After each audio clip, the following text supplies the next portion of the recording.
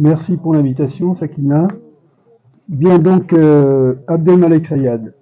Alors, Abdelmalek Sayad était un des plus proches collaborateurs de Pierre Bourdieu, qui est donc la figure la plus connue de la sociologie française contemporaine. Alors, les mauvaises langues diront que c'est grâce à il est sorti de l'anonymat grâce à la lumière de Bourdieu, mais on peut aussi penser que c'est la lumière de Bourdieu qui l'a éclipsé, parce qu'en fait, effectivement, en France, sa sociologie n'est pas, elle commence à être connue, mais ça n'a pas été effectivement une sociologie qui aurait mérité effectivement le type de reconnaissance qu'elle.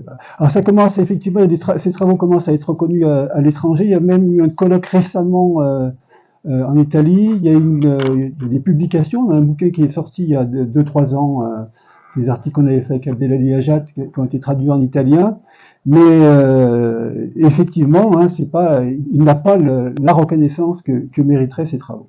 Alors effectivement, en France, Bourdieu est le pionnier de la sociologie de l'émigration-immigration, et il a fait de ce tout petit objet qu'est l'immigration, de cet objet qui est considéré par les sciences sociales jadis comme un objet indigne, comme il le disait lui-même, il en a fait non pas bien sûr un objet noble, on est encore loin du compte, mais il en a fait au moins un objet de recherche digne d'intérêt. Alors Sayed disait que penser l'immigration, c'est penser l'État, effectivement, parce que si les immigrés sont toujours un petit peu les otages de la pensée d'État, et la prochaine loi Macron sur l'immigration le prouve encore, cette situation paradoxale nous éclaire en même temps sur les zones d'ombre de l'universalité de notre modèle français républicain. En tout cas, ce qu'il faut retenir, c'est qu'au-delà de cette situation de l'immigré otage ou bouc émissaire coincé dans une sorte de provisoire qui dure, ce sont les travaux d'Abdelmalek Sayad, ces analyses critiques qui sont nourries d'un suivi ethnographique entre les deux rives de la Méditerranée.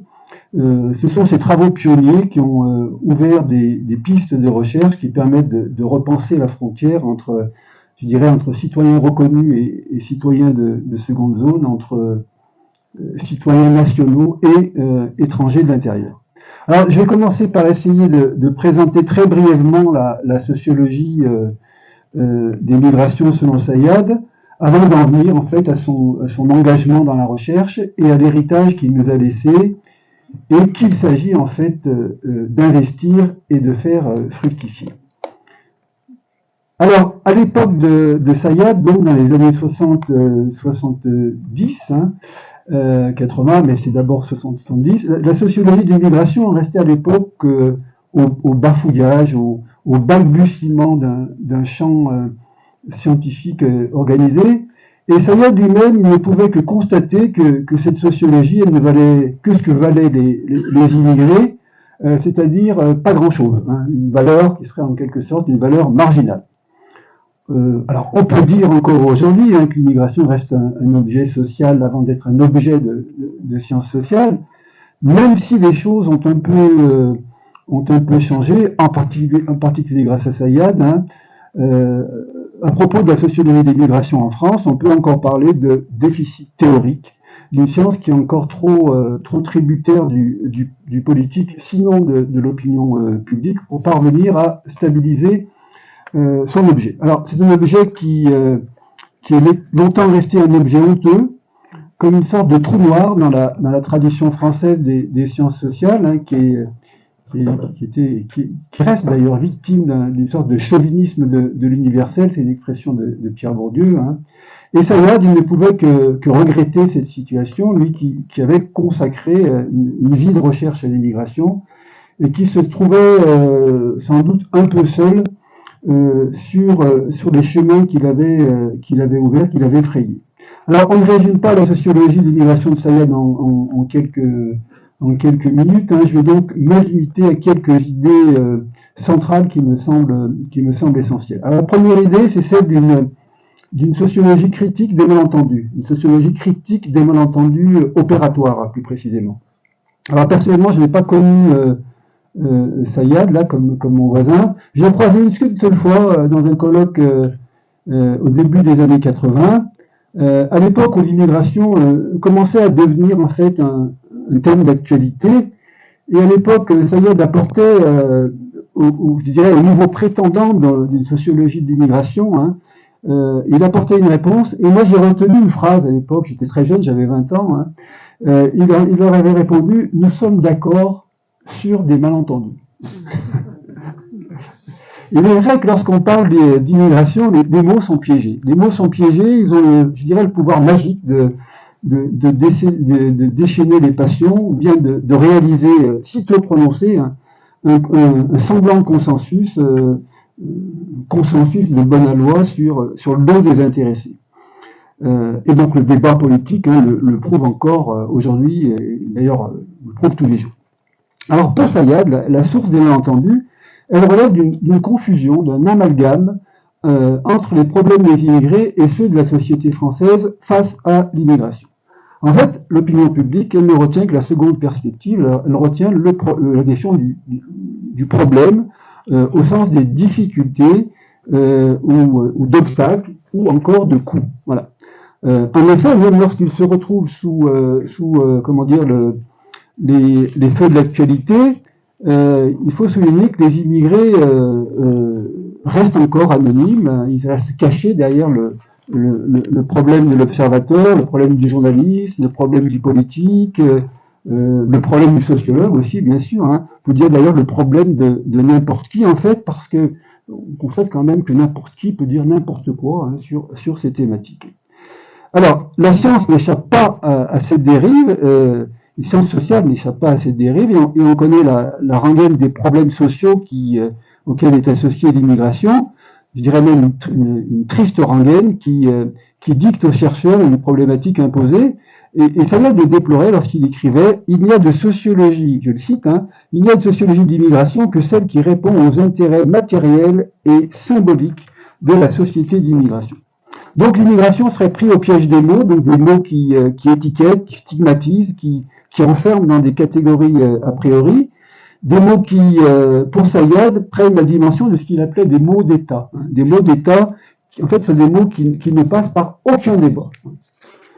Et donc des mots qui désignent donc à l'opinion publique, à la vindicte publique, sans autre forme de procès, sont des sortes de mots, Sayad utilise l'expression des mots d'apprentis sorciers, hein, qui appellent à l'existence les phénomènes qu'ils évoquent. Alors on peut prendre, je sais pas, des tas d'exemples. Hein. On peut prendre l'exemple du mot communautarisme, par exemple, hein, pour distinguer bons et mauvais immigrés. Hein. D'ailleurs, on a fait un petit bouquin là-dessus qui est sorti avec un collectif de chercheurs qui est sorti il y a quelques mois, qui s'appelle Les mots qui fâchent. On a pris une espèce de liste hein, de tous ces mots pour bien mettre en avant la manière dont se déroule le pseudo-débat public sur l'immigration. Alors, Sayad, lui, il cite à l'époque l'exemple du mot intégration. Hein. Il dit que c'est un mot trompeur et fallacieux, effectivement, hein, qui a été un mot d'ordre donc au crépuscule de l'Algérie coloniale, et qui est donc clamé ensuite dans les banlieues comme le symbole d'un pouvoir du verbe d'État. Le langage avec lequel sont parlés les immigrés, eh bien, ça les soumet en fait à une domination symbolique, et donc le regard scientifique, il est lui-même pris au piège de ces stéréotypes, au piège des mots. Alors des mots, mais aussi des chiffres, hein, bien sûr, car le domaine de l'immigration, dans le domaine de l'immigration, le chiffre a ce pouvoir magique hein, de transformer, je dirais, une sorte de les coulées verbales, hein, les stéréotypes, il a ce pouvoir magique de les transformer en arguments scientifiques. C'est comme ça que les querelles statistiques, elles alimentent, je dirais, la guerre des mots pour dresser une sorte de bilan comptable de l'immigration en termes de coûts. Et, ce que nous apprend Sayad, c'est que les mots et les chiffres construisent en fait des clichés sur l'immigration, l'immigration qui est d'abord une affaire de représentation, donc dans lequel on retrouve des constantes. Et Sayad analyse ces constantes hein, et il souligne que ces constantes constituent ce qu'il appelle les catégories nationales de l'entendement politique. et je le cite, comme une sorte de fond commun, irréductible, à la base anthropologique de nos jugements sociaux. Alors il prend des exemples, il prend notamment l'exemple du stéréotype de la noria migratoire, l'image rassurante pour la bonne conscience républicaine d'une éternelle immigration de travail, déjà une simple exportation de main-d'œuvre sans coût humain. Mais on pourrait bien sûr rajouter tous les clichés qui ont permis de transformer en bête à part les travailleurs coloniaux et autres supplétifs de la classe ouvrière, qui auparavant bien sûr avaient été la chair à canon de la France coloniale. Alors pour dépasser ces représentations, Sayad lui propose une anthropologie globale, et c'est donc la seconde idée que je voudrais développer. En effet, pour Sayad, l'émigration et l'immigration sont la double face de même phénomène, et seule une sociologie de la sociologie permet de s'interroger sur les conditions qui rendent possible la construction de l'objet social immigration en objet de science. Bien sûr, ça suppose de dépasser un certain aveuglement de la recherche qui ne voit que la dimension instrumentale, c'est-à-dire l'immigration de travail, la fonction main-d'œuvre. Et donc, pour rendre compte d'une histoire sociale du double fait de l'immigration et de l'immigration. Une histoire donc sociale du discours, mais aussi une histoire sociale des rapports entre société d'immigration, société d'émigration et société d'immigration. En l'occurrence, pour Sayad, donc l'Algérie et la France.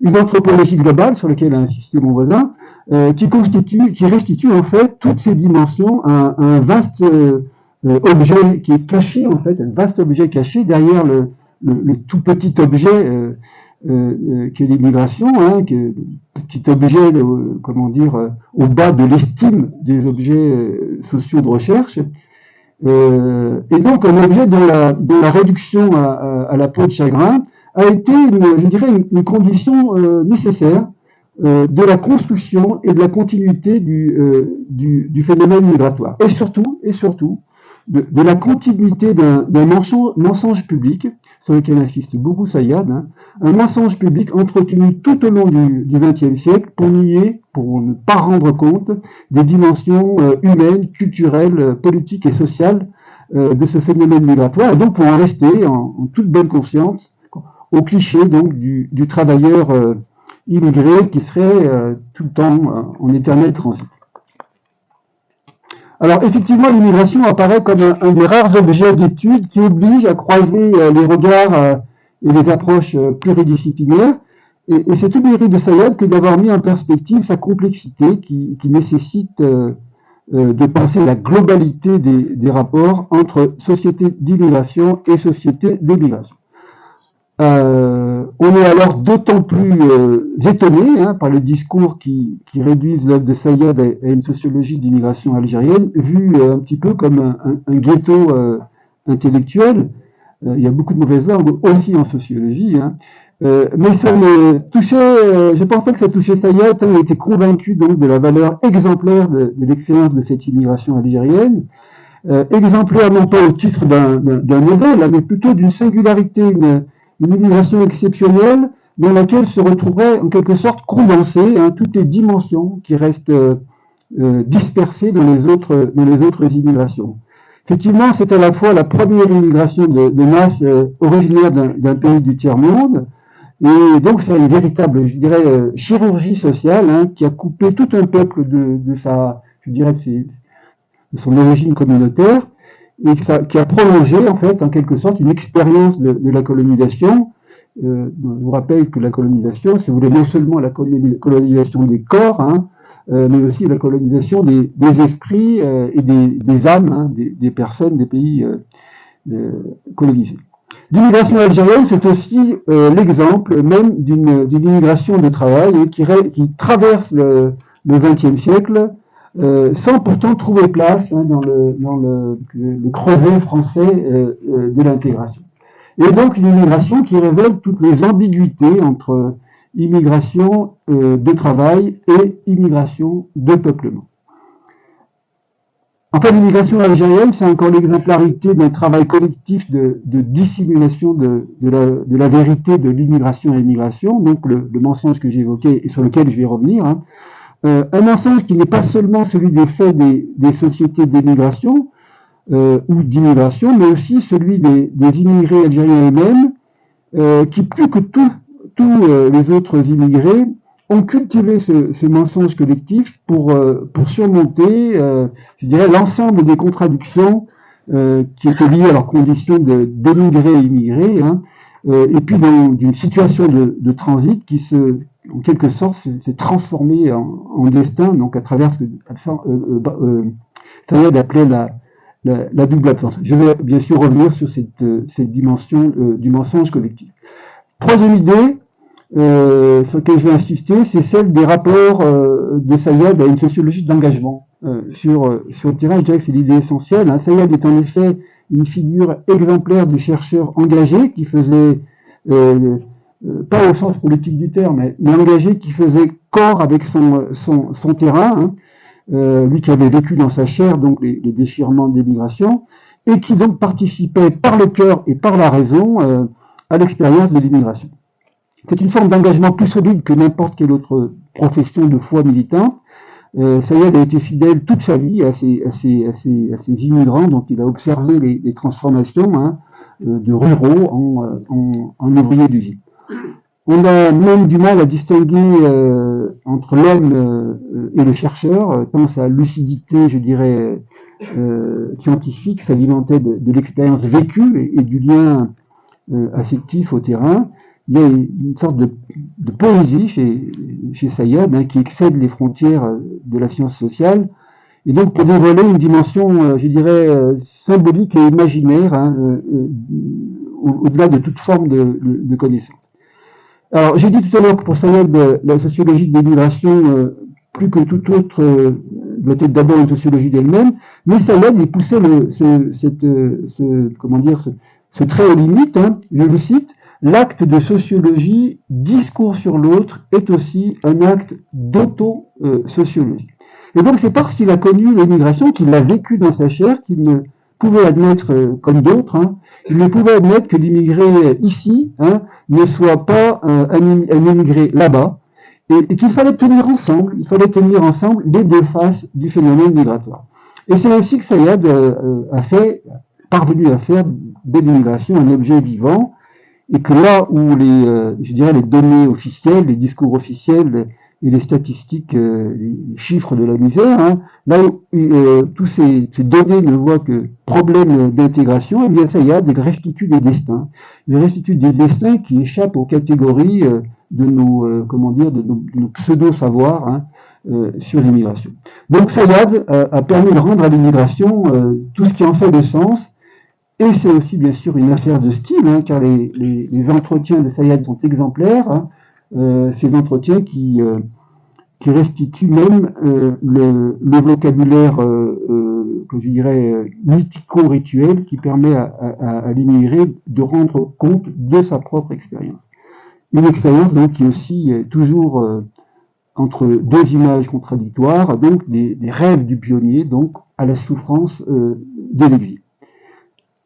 Et je dirais donc que les mots de Sayad sont contraires des mots d'État qu'il dénonce, hein, car ils permettent de dire l'expérience des gens d'immigration avec leurs propres mots.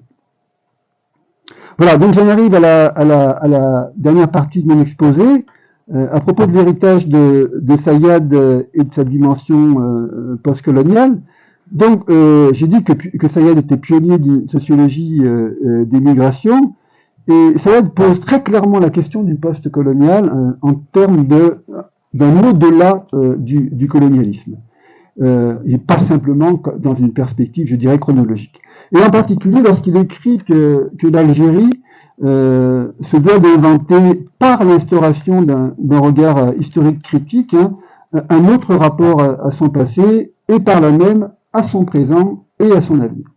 Bon, je ne suis pas un spécialiste de l'Algérie, hein, je vais donc en rester aux côtés de la rive française et de la dimension postcoloniale. Donc les immigrés, nous dit Sayad, sont les héritiers directs de la colonisation, il utilisait l'expression qu'ils seraient en fait ils en seraient une manière de survivance. Hein. Effectivement, pour Sayad, l'image de l'immigré n'est que le reflet de celle de son pays d'origine, auquel il est malgré lui-même associé. Alors, je me permets de citer Sayad à ce propos. Il n'appartient pas à l'immigré de renverser à lui seul le rapport de force et par là modifier la représentation qu'on a de lui et la position qui lui échoit conformément à cette représentation.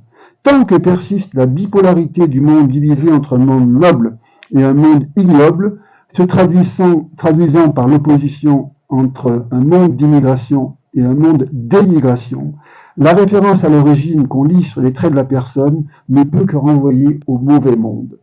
Quand donc cette situation va-t-elle disparaître? On ne peut que poser la question sans avoir de réponse. Voilà, j'arrête là la citation. Donc cette incapacité d'entrer dans une histoire postcoloniale en France, on peut l'expliquer aussi en Algérie d'ailleurs par le déni de la reconnaissance notamment non seulement de la France, mais aussi de l'Algérie à l'égard de ces immigrés, qui sont en fait, nous dit Sayad, considérés comme ce qu'il appelle des hérétiques, hein, des hérétiques des deux côtés de la Méditerranée. Alors, je reviens à ce propos sur le mensonge collectif de Sayad que j'évoquais, enfin, qu'évoque Sayad. Sayad est le premier à le dévoiler, et qui donc, pour Sayad, sous-tend ce qu'il appelle la perspective orthodoxe du fait migratoire. Donc, c'est un mensonge qui repose sur la complicité entre pays d'émigration et pays pays d'émigration et pays d'immigration, mais aussi des immigrés, un mensonge qui est entretenu effectivement aussi par les illusions du migrant lui-même. Et bon, pour aller très vite, il y a trois principales illusions. La première, c'est l'illusion du retour, hein, c'est le fameux mythe du retour qui a tant marqué les premières générations, hein, donc le fait de rester, de se dire qu'on est là provisoirement et qu'en fait il ne faut pas trop s'investir parce qu'on partira un jour. Il faut construire une maison au pays, enfin bon bref, vous connaissez très bien toute cette affaire. L'illusion d'une présence donc limitée au travail, et puis l'illusion de la neutralité politique. Ça c'est quelque chose de fondamental. Moi je me rappelle très bien, mon père me disait tu peux tout faire dans ce pays, mais tu ne manifestes pas, tu ne fais pas de politique. Voilà. J'ai bien sûr fait exactement le contraire. Il va de soi que l'histoire donc finit toujours par dissiper ces illusions, ces mirages, et par révéler donc les paradoxes qui sont au fondement du fait migratoire, vu comme un fait social total. Et donc la question de l'immigration engage en effet la question sociale, l'économie, la politique, la culture, l'identité nationale. Hein. Donc c'est une question qu'on peut penser comme un fait social total, comme disent les sociologues, ou les anthropologues. En France, au tournant des années 80 à ce propos, lorsque l'immigration fait irruption dans l'espace public, Sayad il parle à l'époque d'une rupture hérétique de l'orthodoxie sociale et politique dans laquelle est tenue l'immigration. Donc à ce moment-là, les frontières se brouillent entre les mondes de l'immigration et la société française. Et donc les passions politiques commencent à monopoliser, c'est le début du Front National, hein. Les passions politiques commencent à monopoliser le débat public. 40 ans plus tard, on n'est pas sorti. Mais donc le discours sur les immigrés, en fait, il ne porte pas vraiment sur les immigrés, et c'est ce que précise Sayad, hein, je le cite, c'est là une des dimensions essentielles du discours sur l'immigration. On parle objectivement de soi quand on parle des autres. Et il ajoute, Sayad, que le débat public, la polémique publique, hein, elle repose sur le fait que l'immigration, qui en quelque sorte qui s'est échappée de sa réserve postcoloniale, et je cite Sayad, l'immigration constitue comme une épreuve pour l'ordre national, une manière de défi pour le conservatisme social et politique auquel tiennent les dominants et plus largement tous ceux qui ont intérêt, et souvent entre parenthèses, et souvent des intérêts symboliques plus que des intérêts matériels, qui ont intérêt donc au statu quo, que les choses ne bougent pas. Alors, Sayad, il retrouve ainsi, je dirais, la question essentielle des études postcoloniales, donc faire bouger les lignes de l'enfermement dans une sorte d'altérité radicale, l'enfermement dans la différence, hein, faire bouger donc les lignes pour échapper donc au monopole du discours légitime dominant. En effet, si les puissances coloniales ont toujours gardé leurs indigènes à une certaine distance humaine, hein, elles pouvaient comme ça se complaire dans leurs propres images de leur propre grandeur. Donc le moment postcolonial, qui est d'abord un moment révolutionnaire, hein, il va permettre de déloger le colonisateur des hauteurs donc de son discours, enfin du discours de ses certitudes identitaires, et donc le colonisateur il se retrouve forcé de s'interroger sur lui-même, et donc il est soumis à cette question, à l'épreuve du défi d'égalité que lui imposent donc les colonisés, que lui imposent les damnés de la terre, hein, pour reprendre le titre de Fanon. Alors, l'immigration à ce propos, l'immigration n'a rien de révolutionnaire, mais il y aurait aussi un moment postcolonial dans l'histoire de l'immigration, lorsque la société française, elle réalise qu'elle ne peut plus se voiler la face sur la présence d'immigrés qui ne sont plus depuis longtemps des étrangers. Et ça se passe au début des années 80. Et à l'époque, on découvre que derrière le débat public sur l'immigration, c'est toujours la question de l'identité française qui est posée. Et donc on voit aussi l'importance qui est prise par les immigrés dans les modes de dénonciation de cette identité nationale, et ça montre à quel point les frontières sont devenues brouillées entre l'autre et le même, l'autre qui serait devenu même, et le même qui est devenu autre, étranger à sa propre histoire. Comme si tout ce que l'exception française avait voulu ignorer de l'immigration, ça révélait précisément ce qu'elle ignorait d'elle-même, et le fait que l'étranger, aujourd'hui, depuis en tout cas les années 80, n'est plus simplement celui qui vient d'ailleurs, mais celui, en quelque sorte, qui se reproduirait en permanence dans le corps social. C'est comme ça qu'on est passé de la question de l'immigration à la question des banlieues. Et c'est comme ça qu'effectivement les immigrés les plus mal vus en France sont français, ce sont les jeunes des quartiers. On passerait comme ça donc de l'immigration aux banlieues, ces nouvelles frontières intérieures derrière lesquelles les citoyens de seconde zone ne seraient plus des sujets de droit, je cite de nouveau Sayad, hein, plus des sujets de droit, mais des victimes anonymes en situation de clandestinité sociale, politique, économique, hommes sans nom, sans identité reconnue. Et donc cette clandestinité, nous dit Sayad, elle prospère comme ça, d'un lieu à l'autre, je le cite une dernière fois, lieu privilégié où peut s'évaluer le seuil de dégradation de la politique, relégation aux confins du social, du politique, de l'économique, de la citoyenneté, nouvelle manière de sans-État. C'est la crise de tout le paradigme politique fondé sur la nationalisation et le nationalisme. Il écrivait ça il y a 30 ans. Hein. La territorialisation, qu'est-ce que je dis 30, il y a 40 ans, la territorialisation du droit, l'idée d'une nature humaine à laquelle correspondrait une unique forme de rationalité, de vérité et d'universalité. Voilà. Donc, au-delà de sa position périphérique par rapport à la société française, l'immigration s'impose comme ça au cœur de l'actualité, comme une sorte de révélateur des mutations sociales, politiques ou culturelles de la société française. Et en même temps, c'est quand même aussi une histoire qui est, qui s'inscrit dans une forte fusion de malentendus. Alors, comment en sortir? Voilà. Je terminerai là-dessus. Comment en sortir? Il n'y a pas chez Sayad de solution miracle, hein, au sens de comment sortir de la condition dominée. Il a salué effectivement Sayad des luttes des héritiers de l'immigration, des nouvelles générations, mais il en est resté une perspective d'enfant illégitime. Je le cite encore. Tout laisse à penser que l'immigré aujourd'hui est l'homologue du colonisé d'hier. Il n'est qu'un colonisé de nouvelle manière, un colonisé d'au-delà de la colonisation. Or, on peut penser l'histoire des héritiers de l'immigration et de leur lutte, sinon comme un dépassement, du moins comme une remise en jeu de la domination, comme une sorte de subversion radicale, à défaut de libération, qui en quelque sorte ouvre de nouvelles perspectives. Alors Sayad n'a pas développé cette problématique à propos de l'immigration.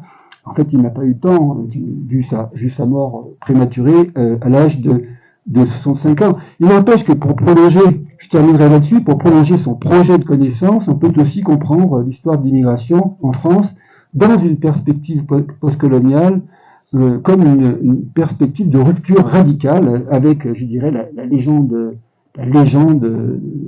dorée du creuset français de l'intégration. Effectivement, les immigrés ont aussi une expérience de l'histoire qui nous dit sur quel non-sens le sens officiel de l'histoire nationale a été prélevé.